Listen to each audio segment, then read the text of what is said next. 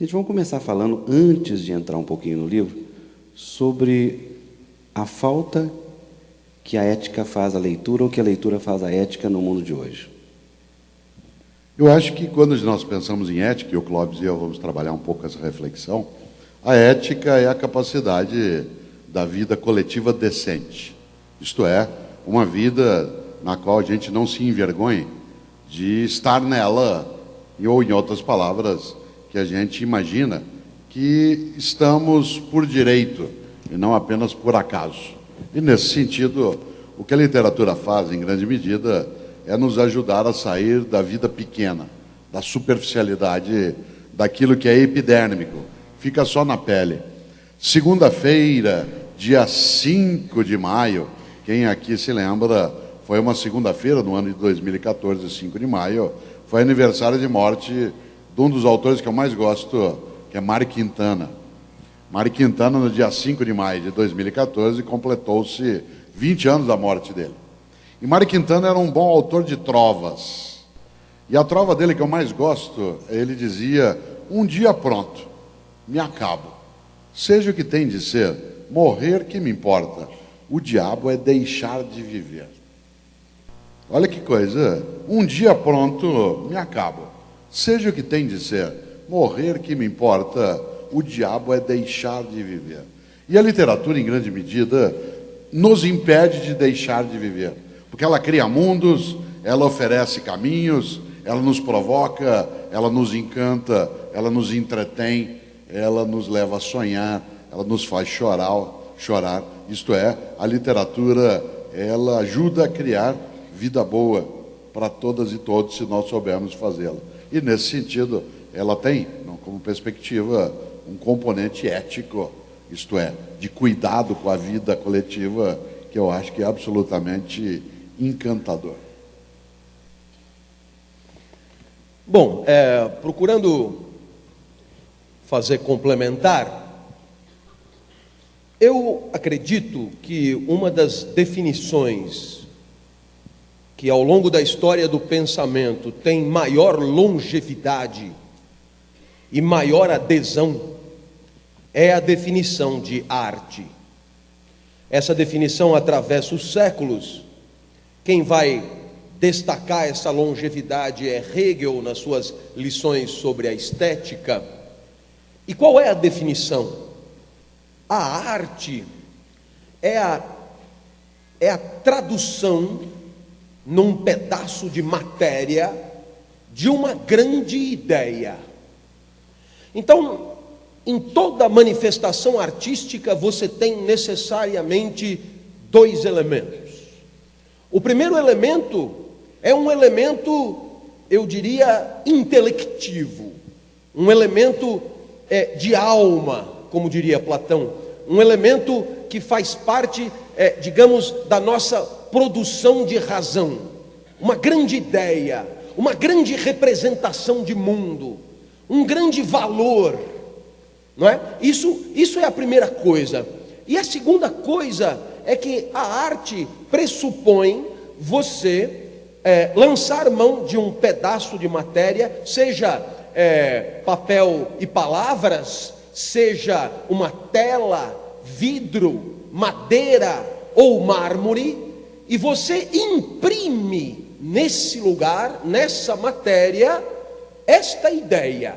Então existe o trabalho do artista, que é o trabalho de converter em símbolo, em código, uma grande ideia, de maneira a que ela caiba naquela materialidade. Ora, essa definição de arte, portanto, nos aponta para uma grande tangência, que é uma tangência nobre, sempre buscada na história do pensamento, que é a tangência entre a alma imaterial, eterna, imutável e pensante de um lado, e o corpo sensitivo, sensível, desejante, perecível do outro. A arte implica a tangência de ambos, uma tangência sempre buscada, o que talvez nos faça concluir que é na arte o momento da atividade do homem em que ele se mostra na sua completitude, na sua integralidade. Ora, sendo assim, enquanto receptor, enquanto espectador, enquanto observador de arte, para poder desfrutar na sua integralidade da obra de arte, é preciso ter uma ideia do que está por trás, qual é a grande representação de mundo, qual é a grande visão de mundo que o artista imprime ali, e de outro lado entender qual é o trabalho propriamente simbólico, semiótico, que o artista usa para converter aquela ideia naquele pedaço de obra de arte. Se houver esses dois pré-requisitos, você tem condição de desfrutar, de entender e de se regalar diante daquela obra de arte. Olha, a título de exemplo, a arte grega.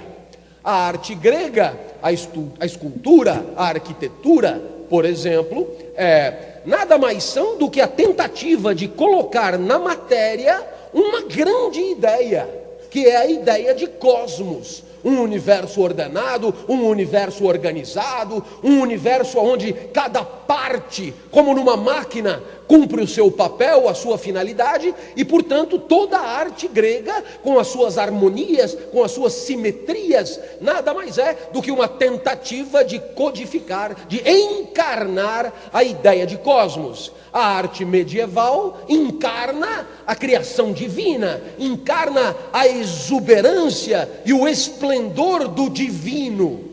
A arte contemporânea, que ideia encarnará? A arte contemporânea encarna a ideia da desconstrução. E por detrás da desconstrução, a gente pode colocar a certeza de que a nossa consciência é só a ponta do iceberg, a certeza de que o que passa pela nossa cabeça é uma espécie de garrafa vazia num oceano de afetos em maremoto, a certeza de que somos forças vitais, somos elan vital em busca de potência, e portanto todas essas ideias que estão presentes no pensamento contemporâneo, encontram na arte contemporânea a sua linda artística codificação. Ora, sendo assim, eu me encontro mais à vontade para responder especificamente a pergunta. Estou absolutamente convencido de que a literatura como arte, a literatura como um tipo particular de arte, contém um trabalho artístico mesmo, um trabalho especial, que é o de tornar grandes ideias ao alcance da sensorialidade e da sensibilidade de qualquer um.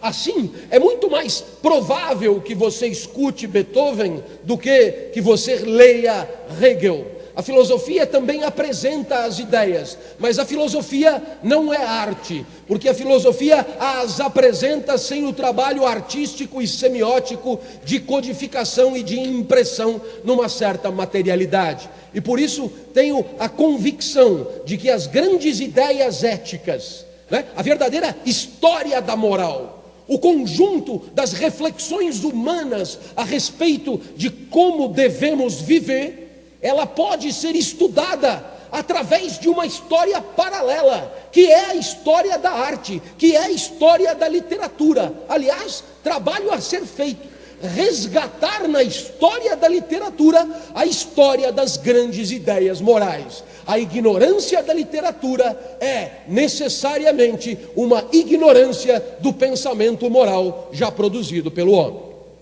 Eu acho que entre essas ignorâncias, a gente não pode ter uma delas que talvez tenha sido o livro no campo literário que mais influenciou a minha percepção ética, que é uma obra escrita no século XIX por um colega nosso, não amigo, mas colega nosso, professor de matemática, um britânico chamado Charles Dodson, que apelidou a si mesmo de Lewis Carroll.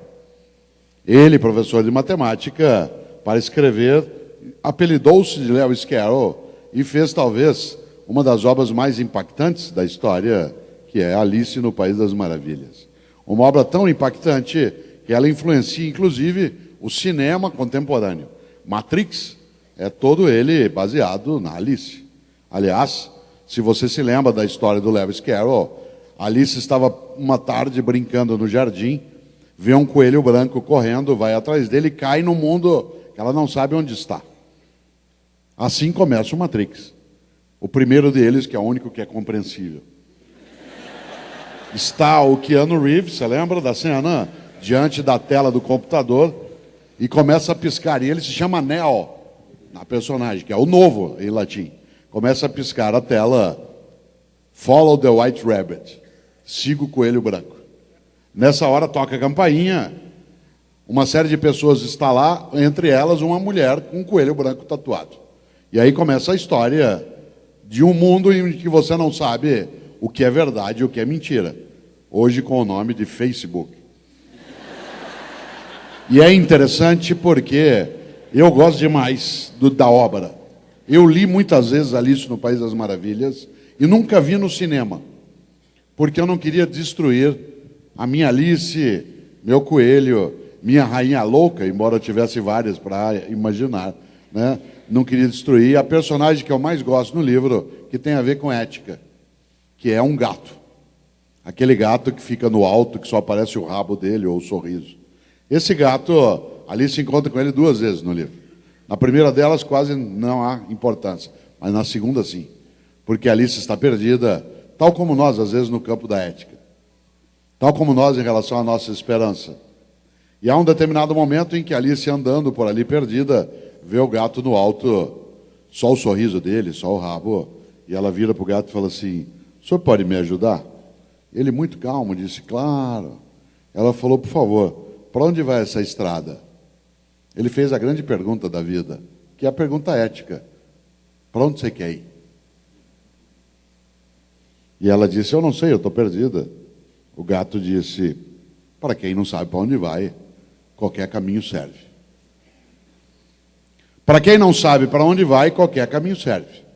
A ética é, acima de tudo, a possibilidade de nós respondermos coletivamente em relação à nossa conduta, à nossa convivência, nossa vida de homens e mulheres de qualquer idade, em qualquer lugar, para onde nós queremos ir.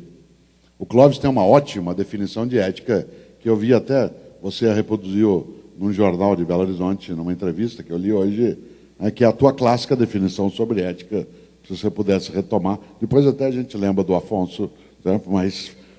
Eu só queria afirmar que eu trouxe copo, viu? Eu trouxe copo. Qual a tua definição de ética? Ele nos distraiu. Absolutamente convencido de que ética é a inteligência compartilhada a serviço do aperfeiçoamento da convivência. Então, de novo, que essa definição é muito boa. Pensa comigo, não é fácil à primeira vista. Ética, e é sério isso. A inteligência compartilhada a serviço do aperfeiçoamento da convivência. Se fosse na época dos enciclopedistas, teria eu fama global. Sem dúvida.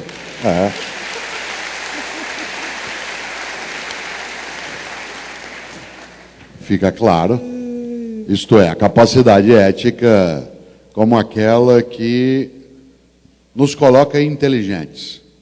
Milor Fernandes, grande carioca, nascido no Meier, que infelizmente um dos nossos maiores tradutores e escritores, que morreu em março de 2012, Milor dizia que outros povos de outros planetas nunca vinham para cá, porque aqui não havia vida inteligente. Que a grande questão não é se havia vida inteligente fora daqui, é que como aqui não havia, então não se viria de outro lugar. E o Milor falava isso do ponto de vista ético. Isto é, quando o Clóvis traz à tona essa ótima definição, que a ética é a inteligência, né, de uma comunidade para construir aquilo que impede que nós sejamos tolos, que nós degrademos a nossa vida em conjunto, que a gente apodreça nossa capacidade e vitalidade. Eu acho que essa inteligência, ela foi por nós consignada, né, no livro Ética e Vergonha na Cara, em torno de um conceito que é o conceito de vergonha. Vergonha. Lembra como é que você define no livro vergonha? Eu lembro. Eu dei uma lidinha antes. Eu estou convencido de que a vergonha é uma forma particular de tristeza. E aí então é preciso definir tristeza. Afonso me permitirá. A tristeza, na filosofia moderna, ela é apresentada por muita gente, mas o grande nome aqui é Spinoza. Aproveito até para lembrar que a nossa universidade, a qual eu pertenço, é o maior centro de produção, de interpretação do pensamento de Spinoza do mundo. E Spinoza é um grande nome da filosofia moderna. E o que é que ele vai nos propor? Ele vai nos propor que o que há de mais essencial em nós é a nossa energia vital. Tanto é assim que quando ela acaba, é porque a vida acabou também. Tal como uma estrela que brilha enquanto tem energia. Você também é assim, uma estrela. Não vira estrela depois que morre. É estrela agora, em vida. E é claro que essa energia vital, Spinoza denominava, com um jargão filosófico, de potência de agir. Depois dele, Schopenhauer chamou de vontade, Freud de libido, Bergson de elan vital, Clovis de tesão pela vida, para pegar os clássicos, não é? Todos do mesmo nível. Então claro, essa energia, essa potência de agir oscila. Quando você está doente, fica evidente que a potência de agir se aproxima perigosamente do zero, do fim da vida. Não precisa ficar doente. Quando você acordo eu às 5. Quando eu acordo, é sinistro levantar. A energia que eu tenho para levantar é muito reduzida. A falta de potência de agir é óbvia. Tem gente que não é assim. Tem gente que acorda cantando. Aliás, se você compartilhar o leito com alguém que acorda cantando, livre-se enquanto é tempo. São pessoas do mal, entendeu? Normalmente gente que acorda cantando abre a janela também, assim. Aproveita e empurra, viu? Porque não são pessoas e come boas. Fruta de manhã. Claro. Aí eu vou no banheiro, sento no vaso, já me sinto melhor. Tomo uma ducha, me sinto melhor. Eu tomo um café e me sinto melhor. E você percebe que se sentir melhor é ganhar potência de agir.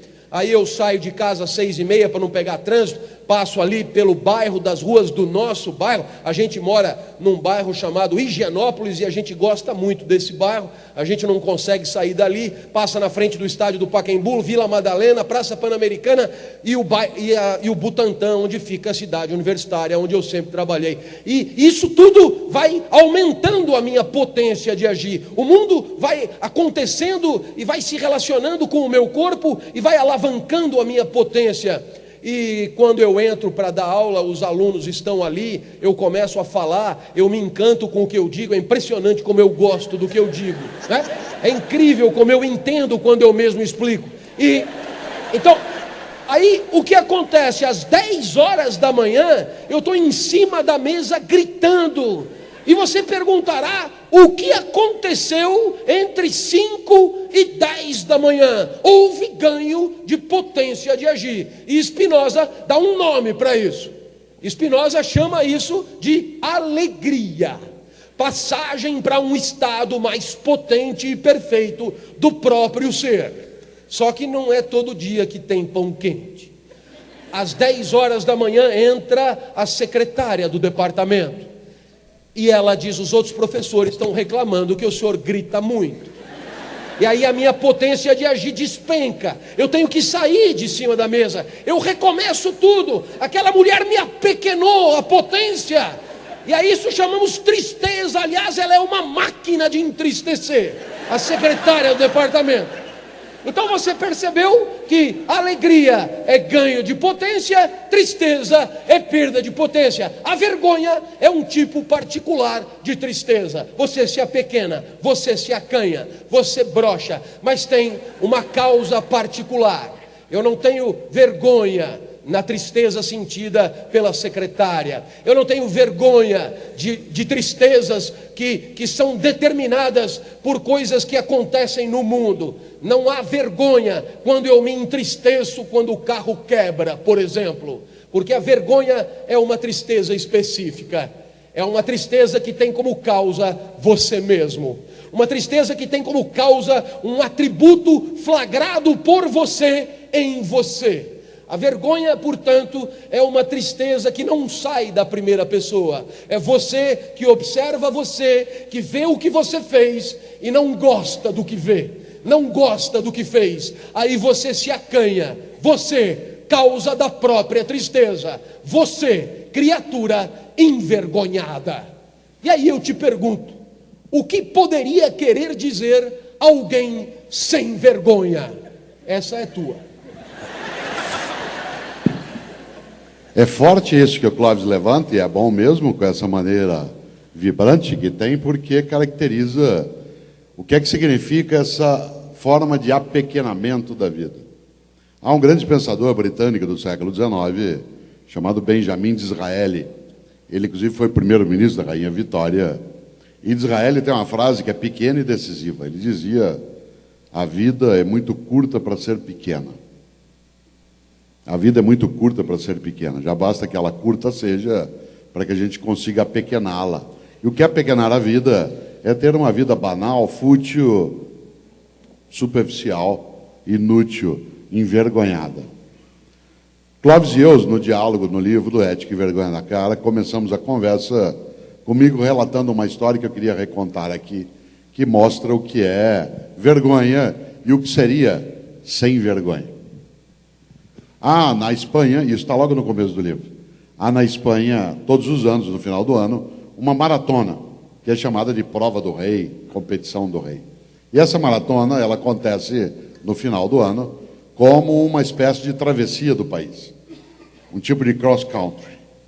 E é interessante porque isso que eu vou dizer está na internet, e se você puder, procure, e você vai ver algo que é de uma beleza brutal, que cada vez que eu vejo me dá uma alegria imensa. Em 2012, na prova do final do ano, a maratona acontecia na Espanha, como sempre, e estava lá na frente, em primeiro lugar, na frente de quase todo mundo, para variar, o corredor queniano, que, aliás, houvera ganho na Olimpíada em Londres em 2012. Logo depois dele, encostado nele, um corredor espanhol, de 22 anos de idade. E o queniano estava a 5 passos da vitória, de cruzar a linha de chegada. E ao chegar próximo ao final, ele se confundiu e achou que já tinha cruzado a linha. E parou para tirar foto. As pessoas pararam para abraçá-lo e ele parou. Bastava o espanhol, o jovem espanhol, dar 2 passos e ele venceria a prova. O que fez o espanhol? Aí vem gente que tem vergonha. Porque o sem vergonha não faria o que fez o espanhol. O sem vergonha ficaria feliz de não fazer o que fez o espanhol. Porque a alegria do sem vergonha vem em ser mal. Isto é, de não fazer aquilo que seria recomendado fazer. O que fez o espanhol? Começou a gritar com o queniano, em espanhol. O queniano não entendeu o idioma e não entendeu a situação. E o que fez o espanhol? Grudou no queniano pelo calção e o empurrou na linha de vitória. O fez vencer. Mostre isso para jovens, crianças, pessoas, para ver como há muitos modos de fazer o que tem de ser feito. Evidentemente, a imprensa inteira veio em cima do espanhol. E um jornalista colocou o microfone na boca do espanhol e fez a pergunta óbvia. E o mais bonito é que o espanhol não entendeu a pergunta. Mas não é que ele não entendeu o idioma, porque ele não entendeu o fundamento ético da pergunta. Porque o jornalista perguntou a ele: por que você fez isso? E ele disse: isso o quê? Ele não entendeu a pergunta. Olha que bonito. Eu ainda vou viver num mundo, ou esse mundo não será sem nós, em que essa pergunta não seja entendida. E ele não entendeu a pergunta por uma razão: porque ele não achou que houvera outra coisa a fazer senão aquilo que ele houvera feito. Aí o jornalista insistiu. Falou: mas por que o senhor fez isso? Ele falou: isso o quê? Falou: o senhor deixou ele ganhar? Falou: não deixei ele ganhar, ele ia ganhar. Falou: então, mas ele se distraiu. Falei: que mérito teria a minha vitória? Qual seria a honra que eu teria em vencer daquele modo? Se eu subisse no lugar número 1 no pódio, qual seria a importância? Aliás, e aí ele disse a coisa mais bonita que eu vi. Disse assim: se eu fizesse isso, o que eu ia falar para minha mãe? Sabe por quê? Porque a mãe é o último reduto que você não quer que fique com vergonha de ter te parido. Se a pessoa que te deu a vida se arrepender de ter feito isso, aquilo que você fez, você não devia ter feito. A mãe envergonhada. Minha mãe mora em São Paulo, como eu. Aliás, mora perto de nós, tem 85 anos. Eu estava ontem à noite em Araras, no interior de São Paulo. Ela me ligou às 10h30 da noite, a hora que eu estava voltando, e disse assim: filho, onde você está? Falei: estou em Araras, mãe. Falou: já jantou? Falei: já. Falou: já escovou o dente? Eu falei: claro. E é verdade. Porque eu ia ficar com muita vergonha dela se eu não tivesse escovado o dente depois de jantar. A mãe é o último reduto que você não quer envergonhar. Como eu costumo dizer, e a gente coloca isso no livro, até bandido da pior qualidade respeita a mãe. O sujeito está aqui na Afonso Pena, às vezes dentro de um banco, com um monte de arma em cima do gerente de um banco, tentando impedir que a polícia entre. Em volta está a polícia militar, a área civil, a pessoal de bomba, tudo. Ele nem se mexe. O que a polícia faz? Chama a mãe dele. E lá vem a dona Maria com aquela bolsinha, entra dentro do banco, olha para ele e fala assim: sai daí, menino! Ele faz isso. Por que eu estou dizendo isso? Porque Kant, grande pensador alemão, do porte de Spinoza e de Clóvis de Barros Filho, Immanuel Kant tem uma frase que é verdadeira. Kant dizia: tudo que não puder contar como fez, não faça. Olha que frase simples. Tudo que não puder contar como fez, não faça. Porque se há razões para não contar, essas são as razões para não fazer. É claro que Kant não está falando contra a privacidade, contra a intimidade. Ele está falando contra a falta de vergonha. Tudo que você não puder contar, porque você vai ficar envergonhado, isto é, vai perder potência de vida, vai ficar triste, não faça. O que é o sem vergonha? É aquele que faz exatamente aquilo que ele não pode contar. Porque se ele contar, talvez aquilo vá ser recusado. Nesta hora, vale demais a ideia de que a temática da vergonha, ela é acima de tudo, e aí eu concluo, ela é acima de tudo uma escolha. Por isso que o livro se chama Ética e Vergonha na Cara, porque ética é escolha. E até para alimentar essa ideia, Afonso, de vez em quando nos perguntam, a mim e ao Clóvis, acho que você respondeu isso muitas vezes na vida: o que o senhor acha da ideia de que a ocasião faz o ladrão?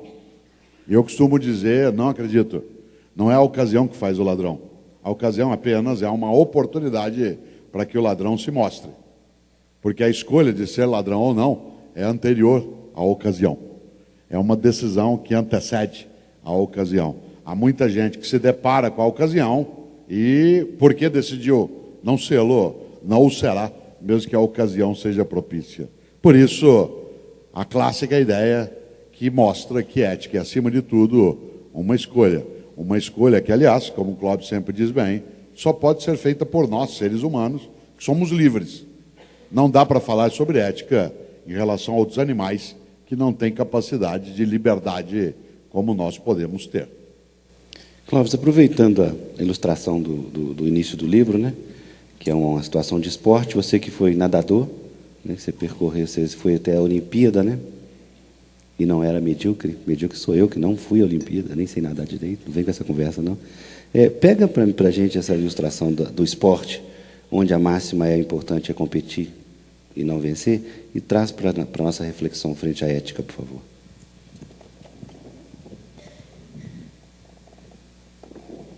Bom, no esporte e mesmo fora dele, nós estamos hoje todos contaminados por alguns cacuetes de pensamento que nos fazem acreditar que a nossa conduta ela só tem valor positivo se nós alcançarmos com ela certos resultados. Esses resultados podem ser o topo do pódio, mas podem ser também as metas de uma empresa qualquer. E há um enorme problema em pensar assim.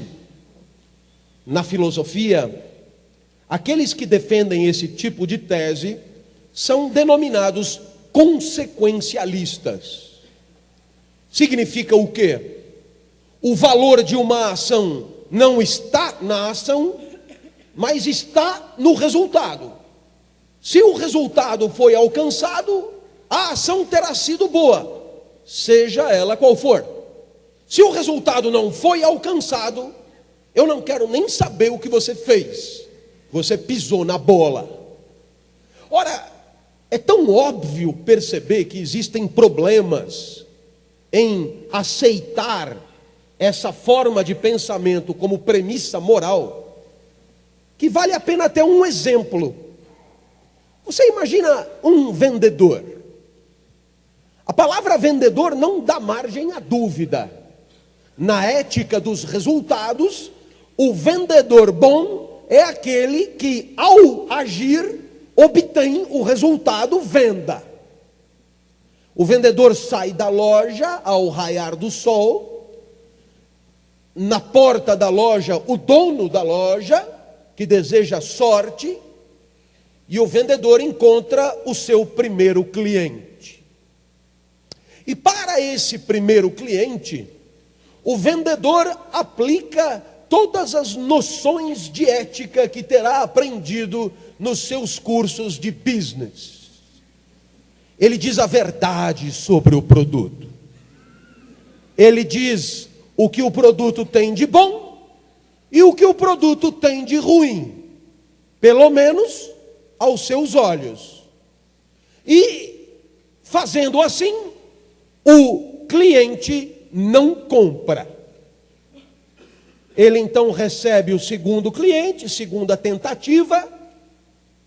Ele dá uma reforçada nos aspectos positivos, torna-os mais palpitantes e dá uma enxugada estratégica nos aspectos negativos. O cliente de fato ouve mais, presta mais atenção, faz perguntas, mas ainda assim não leva o que está sendo vendido. Já é chegada a hora do almoço e o vendedor, preocupado, come. Ele sabe que amanhã foi inútil. Ele sabe que ele está com 0 no placar. Ele recebe então, logo depois do almoço, o terceiro cliente, um casal de idosos. Aí então ele, com a energia revitalizada pela pamonha degustada, ele apresenta com força máxima os aspectos positivos do produto e se cala. Não diz mais nada. E a senhorinha do casal, sempre a mais sábia, olha e diz: moço, mas não tem nada de ruim aí? E aí então aquele vendedor, ele se lembra que um dos atributos negativos daquele produto é o uso indevido por idosos. o alto risco. E aí então, diante daquilo, de um lado, a necessidade de vender, porque vendedor é quem vende. E de outro lado, a necessidade de alertar, não é para você, há risco. Ele então lembra da mãe, professor Cortella, lembra do professor de ética na PUC, ele lembra do padre, ele lembra do tio boa gente que ele teve, ele lembra de tudo isso e diz: não, dona, não compra, não é para a senhora. A mulher assustada agradece e parte, comentando com o marido: gente esquisita, não. Por que não falou logo que não servia para nós? Eu sei que já são 5 da tarde, falta só um cliente para visitar. Nossa, ele com sangue no olho, faca nos dentes, camisa da empresa debaixo da camiseta da empresa, com sangue nas narinas, ele encara a vítima e apresenta aquele produto como nunca aquele produto fora apresentado, nem mesmo pelo seu inventor. E o cliente assoberbado diz: isso é uma maravilha, é? E aí o cliente pergunta: não tem nada de ruim aqui? Nada, eu lhe garanto, nada. Se aconteceu uma coisa, o médico deveria ser consultado. Nada de ruim. Ele se tornou um publicitário.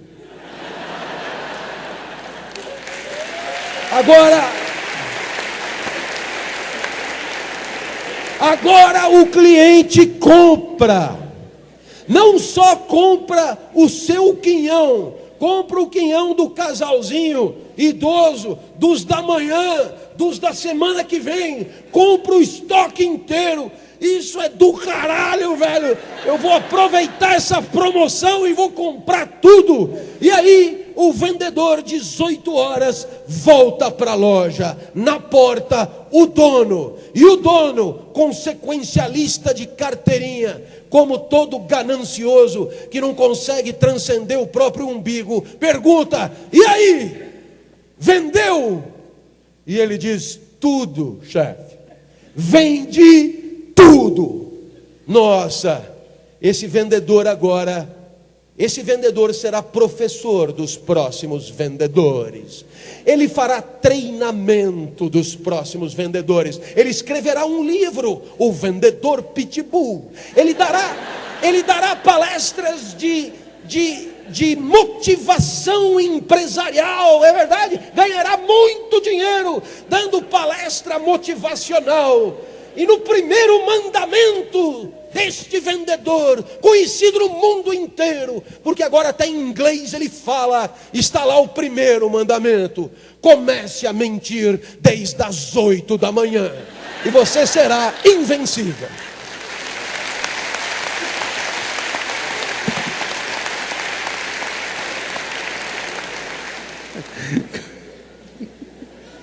Mas não há escolha sem perda. Há pessoas que perdem a vida, a propriedade, o privilégio, perdem a liberdade, mas não perdem a decência. Perdem, inclusive, a capacidade de emprego naquela situação, mas não perdem aquilo que os cristãos, de maneira tão intensa, escrevem no Evangelho de Marcos. Se você tem uma Bíblia cristã, olhe um dia, uma coisa ética muito forte, em que, segundo os cristãos, Jesus teria dito: de nada adianta um homem ganhar o mundo se ele perder sua alma. E a alma, claro, aí não é alma só no sentido religioso do termo, mas é perder a tua decência, tua identidade. E nesta hora, essa estupenda narrativa que o Clóvis faz, ela serve para nos alertar.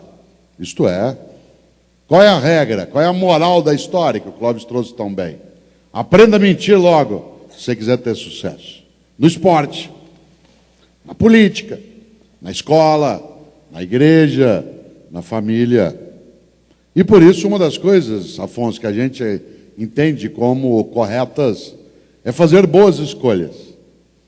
E para fazê-las, claro, uma das coisas que auxilia é refletir sobre as escolhas que fazemos. Nesta hora, a literatura nos ajuda bastante.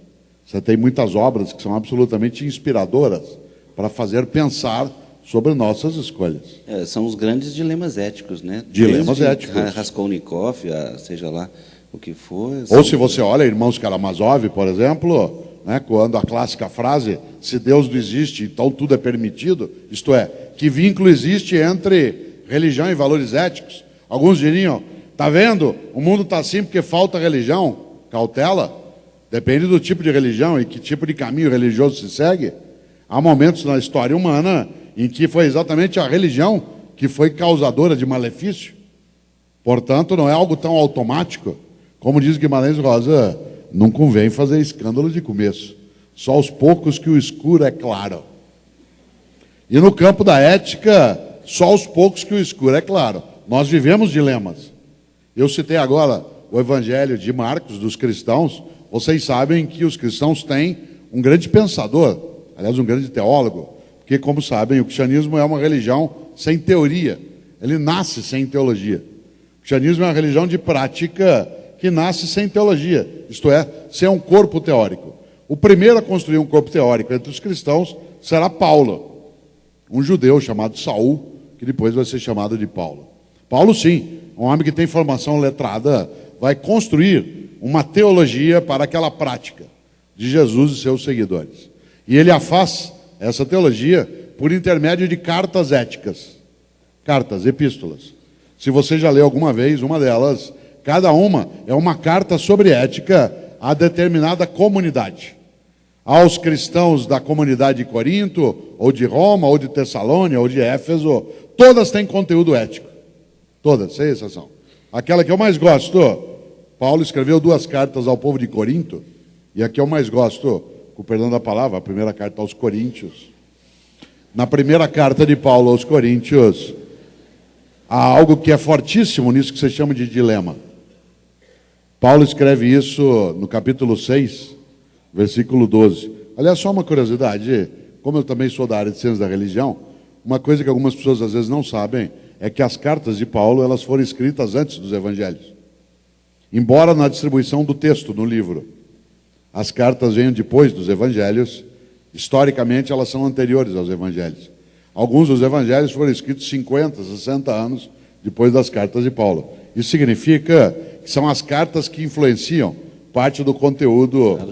Já tinham sido lidos, né? Sim, eles influenciam parte do conteúdo dos evangelhos, inclusive na construção do evangelho de João, naquilo que traz um pouco mais de filosofia, para usar um termo mais comum. Pois bem, no capítulo 6, versículo 12, da primeira carta de Paulo aos Coríntios, há uma frase que tem a ver com um dilema, em que Paulo diz, tudo me é lícito, mas nem tudo me convém.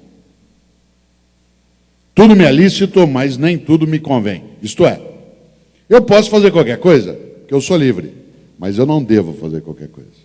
E o que é que eu não devo fazer? O que torna imunda a minha vida, o que mancha a minha trajetória, o que desonra a minha família, o que agride a minha comunidade. Tudo me é lícito, mas nem tudo me convém. Agora, nós não somos imunes à fratura ética. Um outro animal, como eu disse antes, até teria essa possibilidade. Nós humanos não, nós somos livres. Aliás, para fazer o benefício e o malefício, para dizer para a senhorinha da história do Clóvis, não leva, ou mentir. Outro dia você contava essa história, e a quarta venda que ele faz, você introduziu, que o senhor não trouxe à tona hoje, que eu gosto muito, em que você diz para o quarto, que é o que compra, venderia isso até para minha mãe. Certo? E é interessante porque é escolha. Viveu o vendedor um dilema. Hoje, no momento que a gente olha, por exemplo, nós entendemos vários dilemas que temos. E eu diria algo que eu acho que vale para nós. Pena de quem não tem dilemas, porque talvez é porque não reflita. Clóvis, você me falou hoje que está querendo fazer um livro sobre o amor. Traz essa reflexão sobre a relação afetiva frente às dificuldades éticas de hoje e o que seria esse livro que você está escrevendo. O que o Afonso pede é uma reflexão sobre essa relação entre o amor e a moral. E eu queria mesmo que você viesse comigo, porque é uma oportunidade. O amor é um sentimento. O amor é um dado da natureza do nosso corpo. O amor é um afeto. Portanto, é uma interpretação que o nosso corpo dá a uma transformação que ele sofre. O amor é como a dor. Você acerta a canela na quina da cama, e a quina da cama, ao encontrar a tua canela, determina na tua canela uma fratura de osso. Pois esse é o efeito que o mundo produziu sobre o seu corpo. E o seu corpo interpreta. A interpretação é o afeto. O afeto é a dor. Pois muito bem, sendo o amor um sentimento, o amor é inexorável em nós, tal como a dor. Desta maneira, o amor nada tem a ver com a moral. Porém, e aqui vem a reflexão,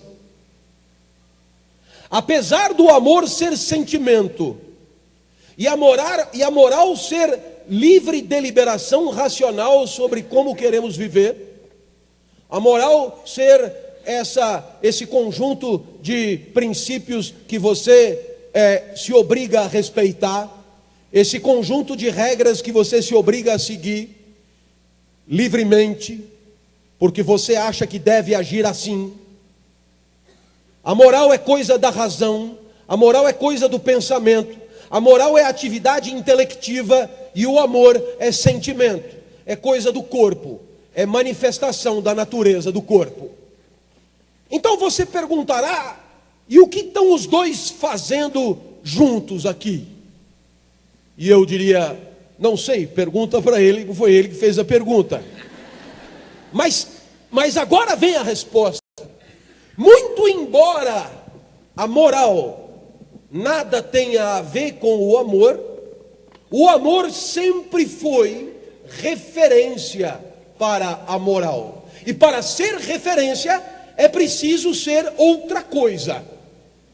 Em outras palavras, a moral é uma imitação artificial, pensada, planejada, do comportamento de quem ama. É como ensina Kant de novo: já que não ama, faça como se amasse. E ele chama isso de amor prático. A moral é um amor prático, porque não é o sentimento, mas é a decisão de agir que tem aquele que sente como referência. Eu vou dar exemplos. Tranquilize-se. Vamos imaginar que você esteja doido de amores por alguém. E isso acontece, por exemplo, no meu caso, em relação à minha filha mais nova. Ela se chama Natália, completou 12 anos ontem. Domingo, na verdade. Hoje que dia é? Hoje é quarta. Domingo, 12 anos. Muito bem. Natália, eu a amo. E toda vez que eu viajo, Afonso, eu levo para Natália alguma coisinha. Como eu viajo todo dia eu levo para Natália alguma coisa. E isso desperta ciúme, até da mãe da Natália.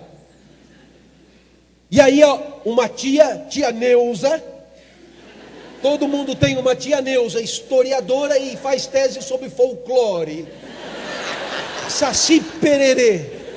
E a tia Neuza diz: puxa, como você é generoso com a Natália. E eu digo: de jeito nenhum, porque o que há aqui é amor. E quem ama costuma ter o comportamento de dar. A generosidade não é amor, é virtude moral, imitação do comportamento de quem ama. O generoso dá sem amar. O generoso imita o comportamento de quem ama sem sentir amor. O generoso decide dar por dever, porque acha que é isso que deve ser feito. Não é o caso com a Natália. Eu vou dar mais um exemplo ainda na questão propriamente de filiação. Você encontra uma senhora na rua, numa praça, e essa senhora dá de mamar a um bebê. E aí você diz: parabéns, senhora, por cumprir o seu dever moral de amamentar. E ela dirá: não seja imbecil, não há aqui nenhum dever moral, o que há aqui é amor. E quem ama, amamenta, quem ama, alimenta, quem ama, dá. E aonde que a moral entra? Quando o amor não existir mais, quando o amor claudicar, quando o amor sair na ruína, quando o amor desaparecer, e ele desaparece, e aí você continuará agindo, continuará alimentando, continuará amamentando, mas aí não é mais por amor, aí é mais uma questão moral. Segundo exemplo. Você está apaixonado nos 4 pneus. Sabe quando você acorda de manhã, ou às 3 da manhã para fazer xixi, e você vê a figura do ser amado no fundo do vaso? Essa prerrogativa só nós homens temos, porque as mulheres tampam o fundo do vaso de maneira indevida. Não há nada mais lúdico do que fazer do fundo do vaso esverdeado uma tela do teu imaginário. E ali você vê a figura da mulher amada. E nesse caso, nesta situação, Cortella, você jamais conseguiria fazer sexo com outra pessoa, porque você só pensa naquela. Se você for arriscar, digamos, uma prática alternativa, vai ser um fiasco. Você fará sexo com uma pensando na outra. Mas aqui, Cortella, não há fidelidade alguma. O que há aqui é amor. E por amor, você conserva uma exclusividade de corpos, porque todas as tuas células tocam os tambores e rufam em nome daquela pessoa específica. Não há como fazer diferente. Porém, esse amor aí do vaso sanitário, esse amor costuma desaparecer no puxar de uma descarga. E aí você volta para o quarto e se depara com aquele ente que roeu osso com você, que ficou com você no hospital, que esteve com você nos momentos mais difíceis, quando você era demitido de escola atrás de escola, por falar muito palavrão na aula. E ali, essa pessoa está ali, e você não a ama mais daquele jeito, mas você não vai fazer sexo com outra pessoa, porque isso vai entristecê-la demais. Agora é na moral, agora é fidelidade, imitação do comportamento de quem ama. Muito. Vale demais. Me dê a chance de um terceiro exemplo. 4. Você está apaixonado nos 4 pneus. Vaso sanitário à prova. Você se pega na fila de um grande espetáculo, o encontro do século.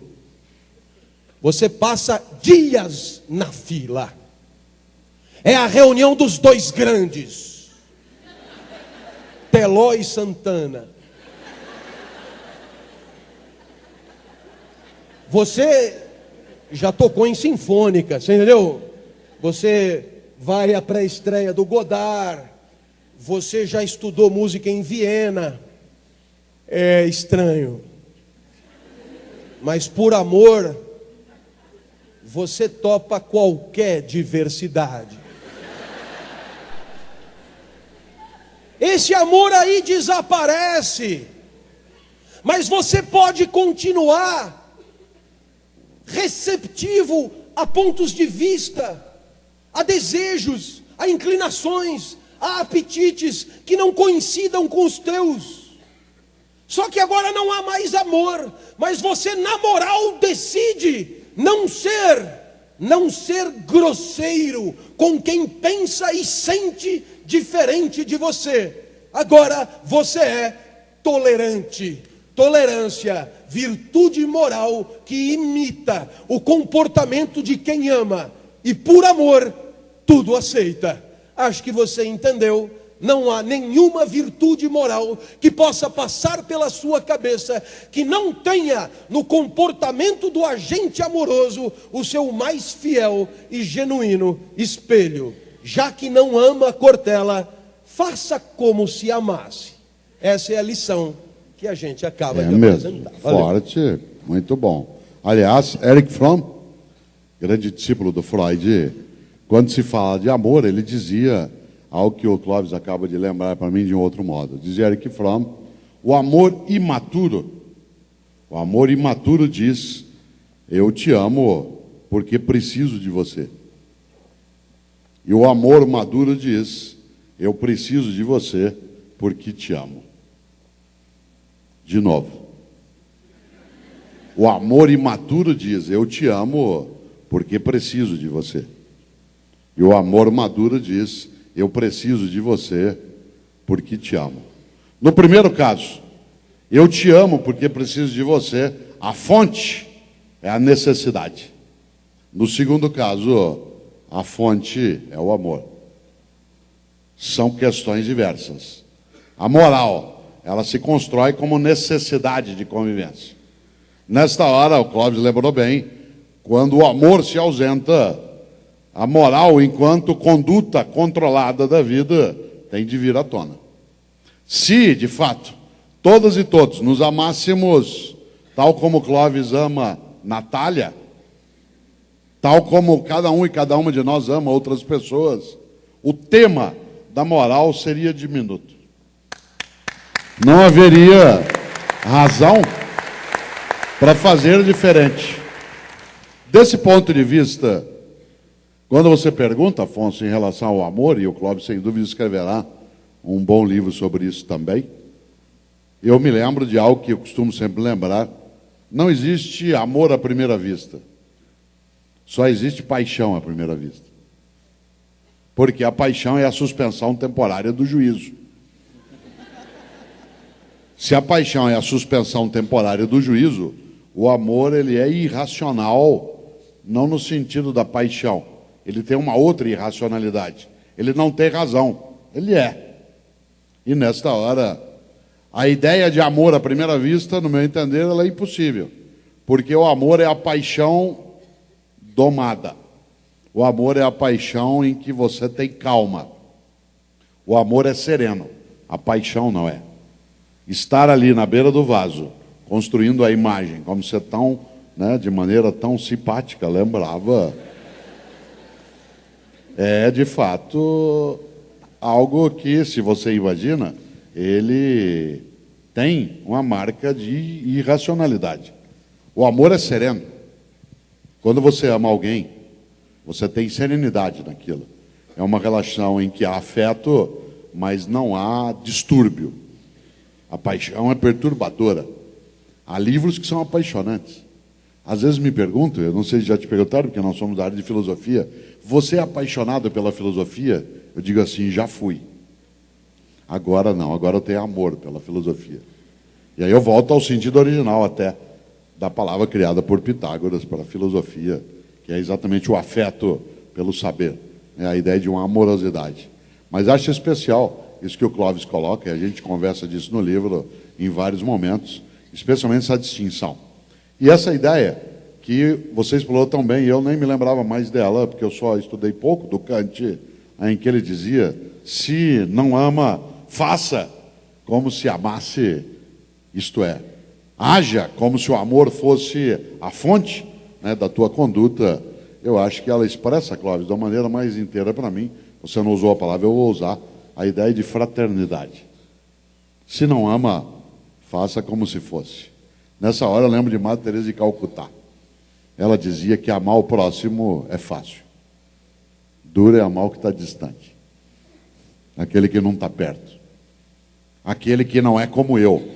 Aquele que está degradado, que é de outro lugar, outro jeito, outra cor, outro tipo de escola. Amar o próximo é mais tranquila.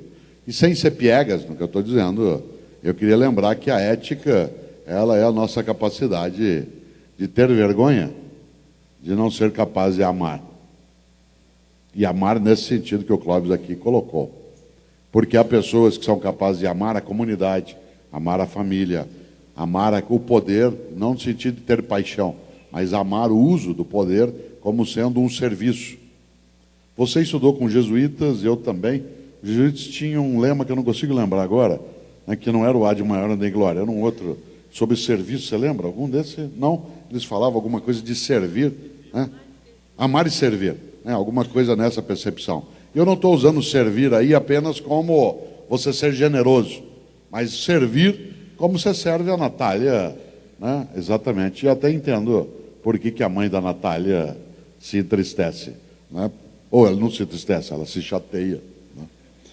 Clóvis, Mário, um outro ponto de reflexão. Nesse mundo tão poluído ou possuído, talvez, pelas distrações eletrônicas, né? Hoje a internet, o telefone celular, iPad, iPod, iPhone, Wi-Fi, sei lá o quê, estão tomando o mais precioso dos jovens, principalmente, que é o tempo. A pergunta que eu faço é assim: como pensar, refletir, que é o que vocês estão fazendo aqui? Estão pedindo que as pessoas pensem, sem esse tempo que está sendo ocupado pelas distrações eletrônicas.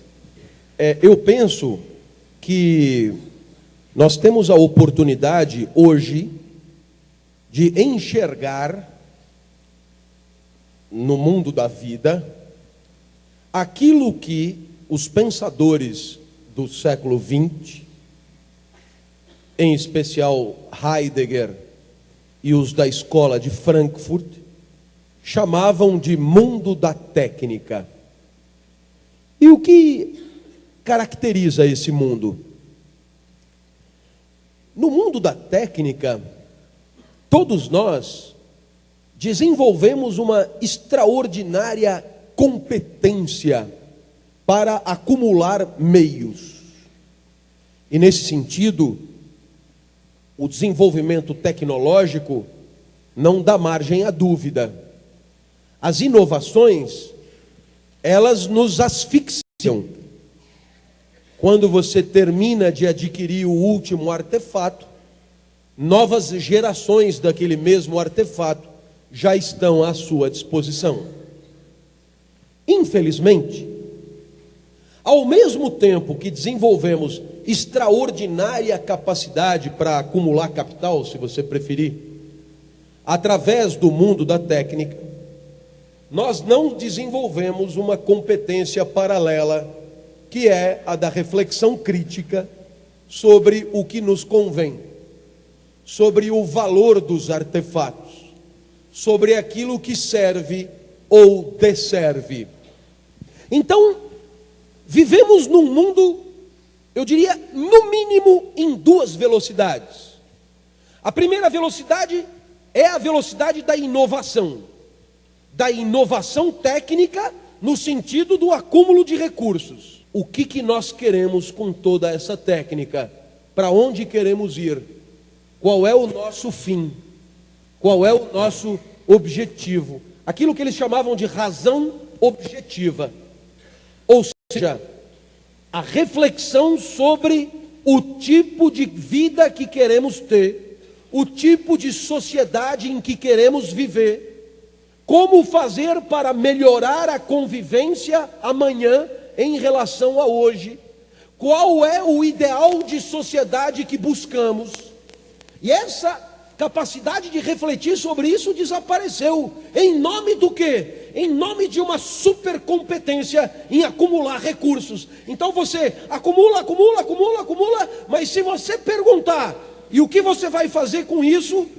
Pois as novas gerações não só não são capazes de responder, como não consideram essa pergunta uma pergunta legítima. Eles não entendem a pergunta. Como assim, para onde eu quero ir? Como assim, o que eu quero fazer com isso? Como assim? Como se o meio se legitimasse por si só.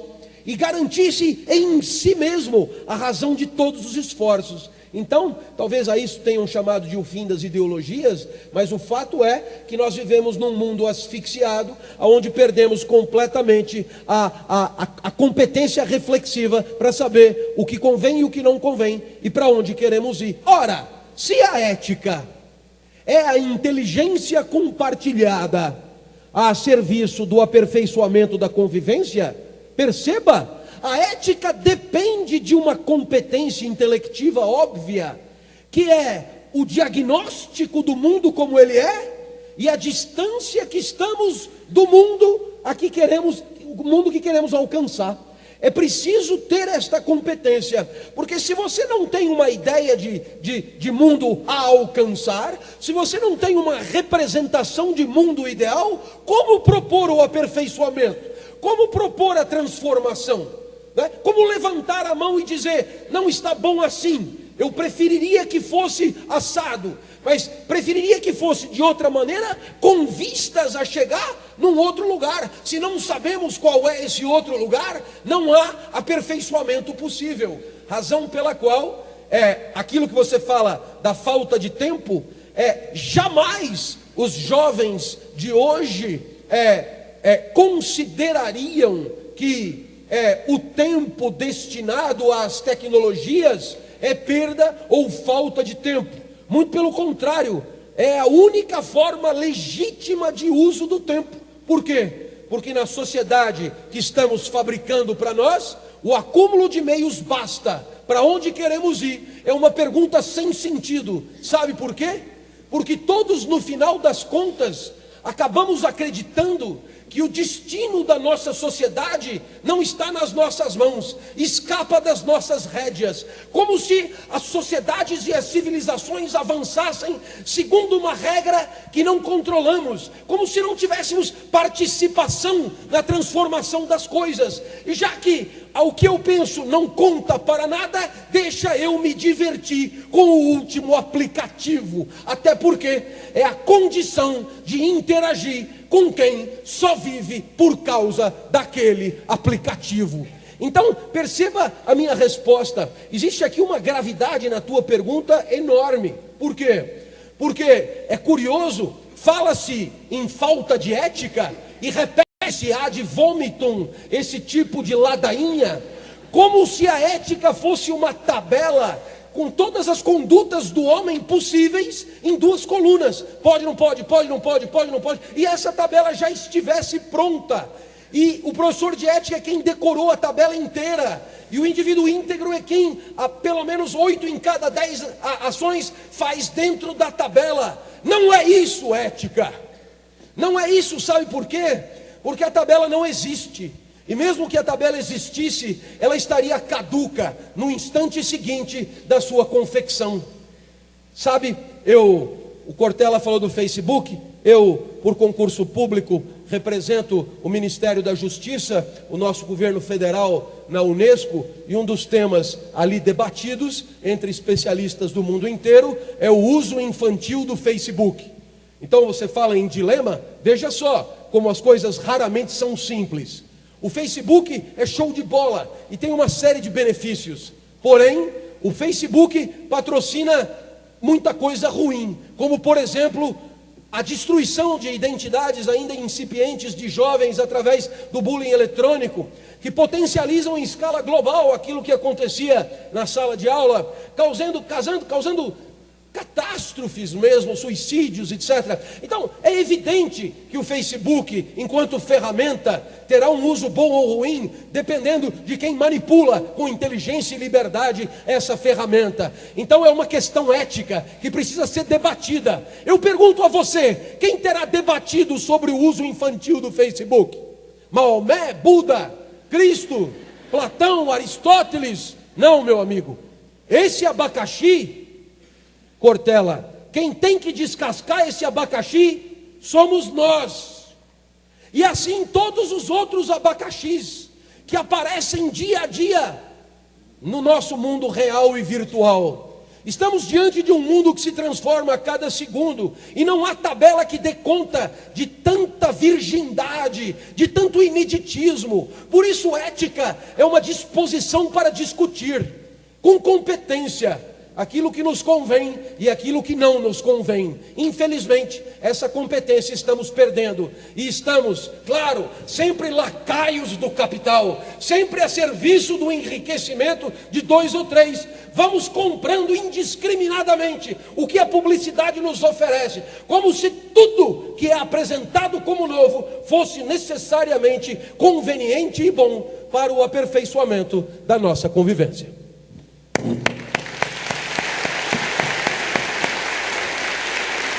E aí, há algo a não esquecer. Milor Fernandes, que eu citei antes, tem uma frase sintética e, no meu entender, genial. Dizia, o importante é ter sem que o ter te tenha. O importante é ter sem que o ter te tenha. Isto é, não seja possuído por aquilo que você possui. Não seja propriedade da tua propriedade. Mas aí vem o último passo nesse ponto, Afonso. Quando você diz o que fazer numa sociedade em que o tempo ele é sequestrado por um mundo tecnológico. Escolhas. Por exemplo, Clóvis e eu temos dialogado em vários lugares do nosso país em torno desse tema. Nunca tivemos um público tão grande como hoje, mas sempre tivemos os lugares onde estivemos pleno de pessoas. Pessoas que ocupam uma parte do seu tempo com uma escolha, pensar sobre ética. Se você imaginar, olhando de onde nós estamos, centenas e centenas de pessoas que podiam estar fazendo outra coisa, entre elas usando um aplicativo novo, e que escolhem, sempre um papo, escolhe a conversa em que a tecnologia está a serviço com a gravação para a TV, a transmissão, o microfone para nos ajudar a conversar, a TV para difundir as ideias, as imagens para a gente poder participar da emoção, mas as ideias sendo servidas pela tecnologia. Inclusive isso, as ideias sendo transmitidas pelas redes sociais que tem todos esses problemas. Claro, então as ideias sendo servidas, e não as ideias a serviço daquilo que teria que nos servir.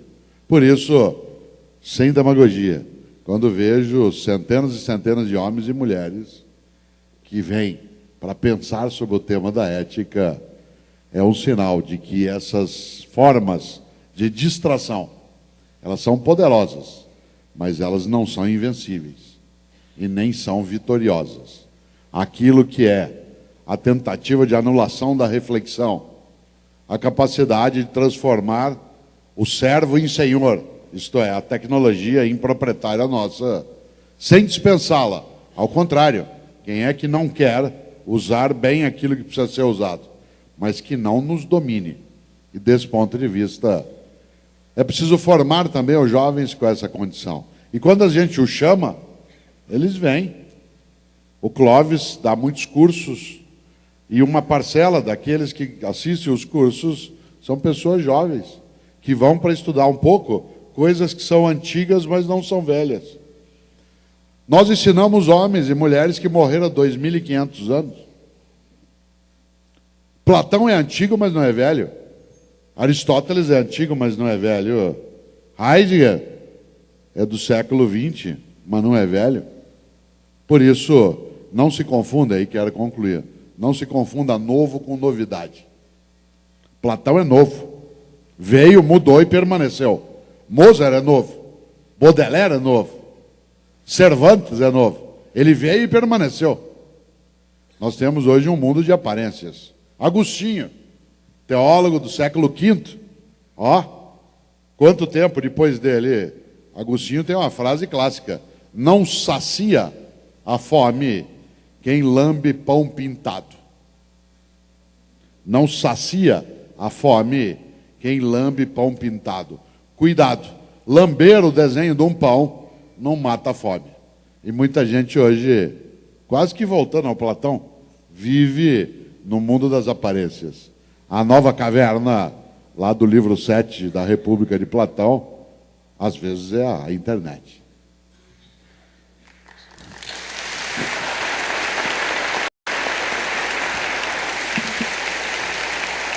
Bem, está na hora de eu pedir para a gente autografar. Eu queria... tenho que fazer essa pergunta, faz parte do nosso acordo, apesar de ter essa carga de chatice que a gente está encarnado nela hoje, lamentavelmente. Mas eu queria pedir para vocês encerrarem fazendo uma reflexão frente à ética sobre esse ano que a gente vai eleger o presidente da República, uma ética na política, para encerrar. Vai tomar água? Eu fiz uma maior enrolação para pedir uma pergunta dessa. Você vê como é que essas coisas estão mal resolvidas na cabeça da gente hoje com relação à política, né? É uma pergunta que poderia ser natural. Fala sobre a questão da política hoje. E aí não é fácil, né?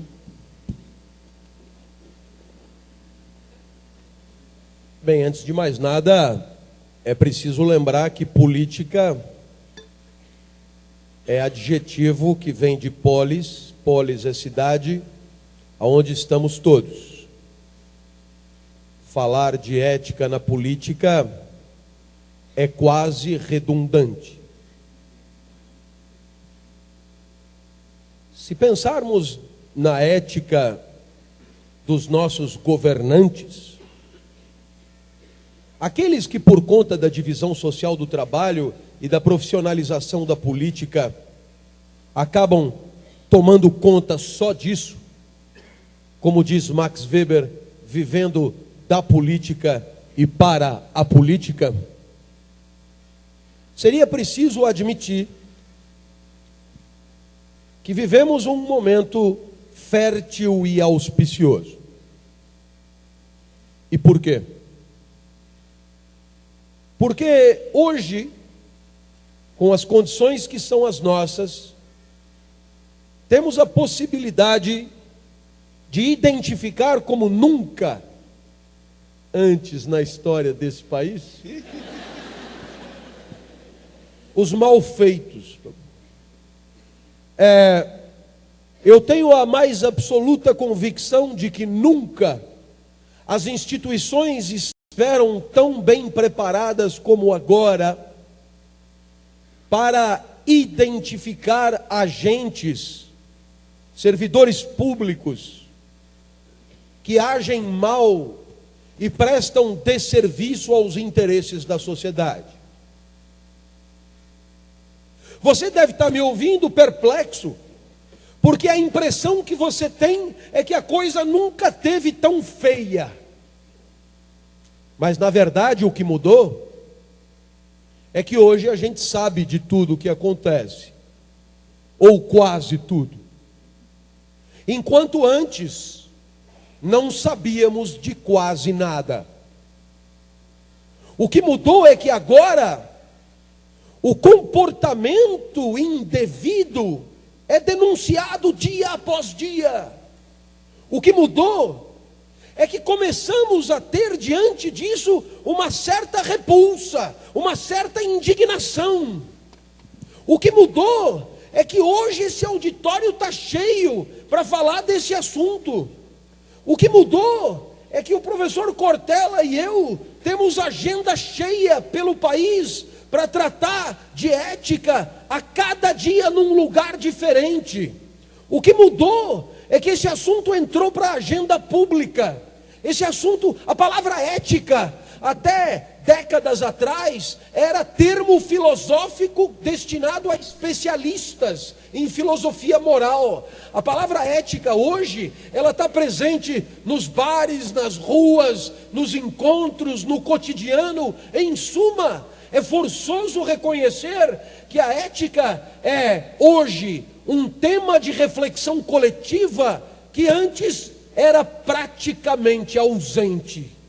Agora, claro, todos nós sabemos, para aperfeiçoar a convivência, não dá para que cada um dos agentes sociais possa satisfazer completamente e imediatamente os seus apetites. Para que a convivência seja possível e mais sadia, é preciso que aprendamos a abrir mão.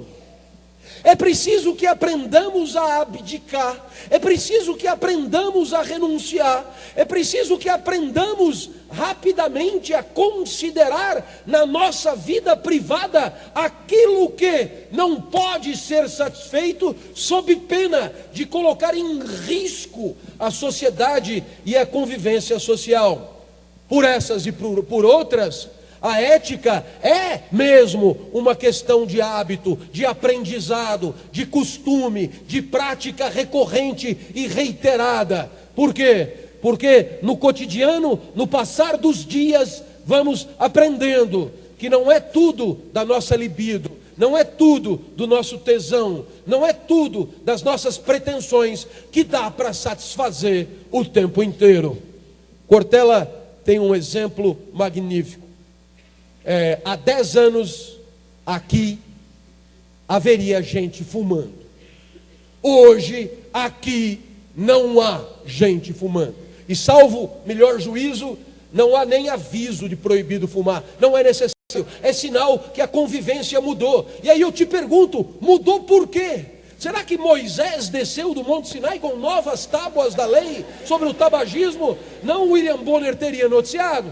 O que aconteceu foi que nós mesmos nos reunimos, nós mesmos debatemos, nós mesmos argumentamos. Quem quis falar, falou. Quem quis fazer filme, fez. Quem quis fazer documentário, fez. E aí chegamos à conclusão que espaços fechados é melhor não fumar. Haverá fumantes aqui? Claro que sim, mas já estão preparados para abrir mão de seus apetites em nome de uma convivência mais saudável. Essas conquistas, elas se dão aos poucos. Estas conquistas se dão passo a passo. E nós estamos nesta batalha, estamos certamente caminhando em direção de uma convivência aperfeiçoada, mais transparente, mais cristalina para todos, onde aqueles que ainda teimam em priorizar os seus próprios apetites em detrimento da saúde do coletivo, se sintam cada vez mais acanhados, cada vez mais cheios de vergonha na cara, e nosso país melhorará passo a passo, ainda que aparentemente nunca tenha sido tão difícil essa problemática.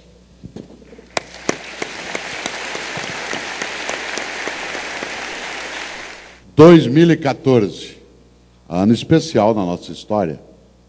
Eleições gerais, democracia, julgamentos, debates, imprensa livre, plataformas digitais que indicam pela internet a divulgação de ideias, instituições funcionando, governantes atuais e outros que estão detidos, nossas instituições em funcionamento, mas ainda com um problema.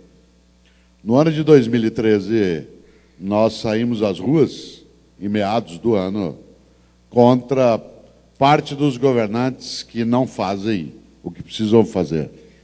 E eu venho fazendo campanha agora no rádio, nos comentários que faço, de que agora está na hora de organizar passeata contra aqueles que elegeram aqueles contra os quais nós tivemos que fazer passeata.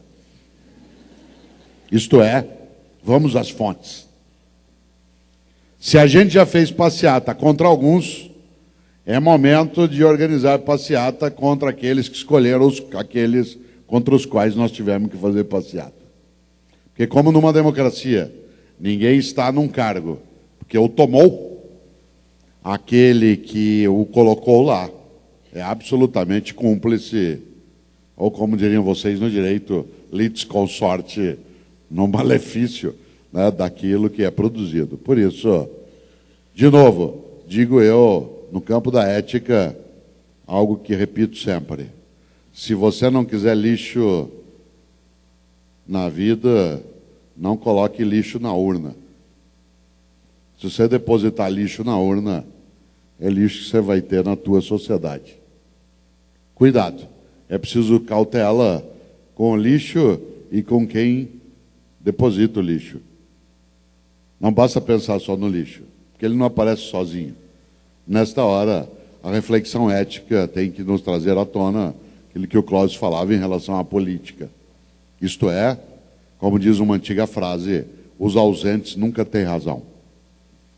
E colocar-se neutro numa sociedade que disputa palmo a palmo a possibilidade de ser decente sugere, acima de mais nada, que aquele que se omite é cúmplice.